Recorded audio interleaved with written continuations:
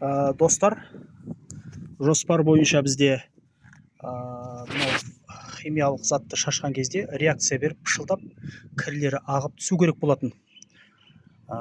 Негізі жоспар бойынша, бірақ мынау бізді қатырып кеткен сияқты. Мынау лимонның иісі қосылған тек қарапайым сабын су екен, басқа ештеңе емес.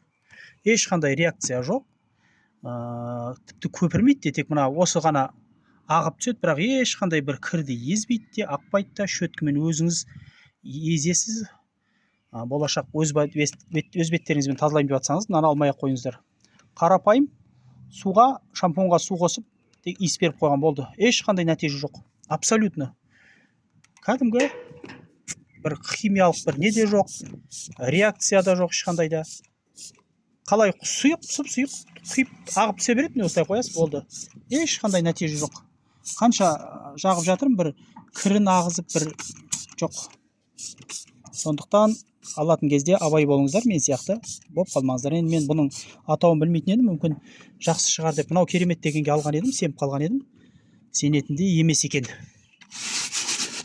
Осылай енді өзіміз қолмен күштеп тұрып нетеміз енді.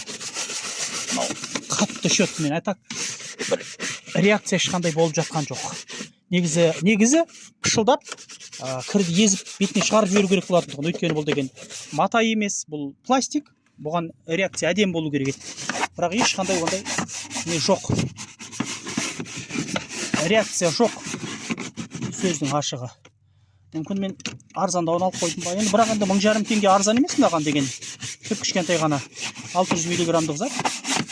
1,5 теңге среднейін алдым, орташасын. Арзан емес.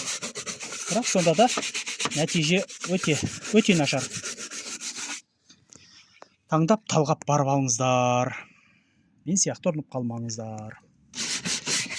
Қатты кетпейтін жерлерге атауын білесіздер. Мынаны кір сабынды. Осы кір сабынды кетіріп жатыр. Мынаны кетіре алмай жатқан жерлерін.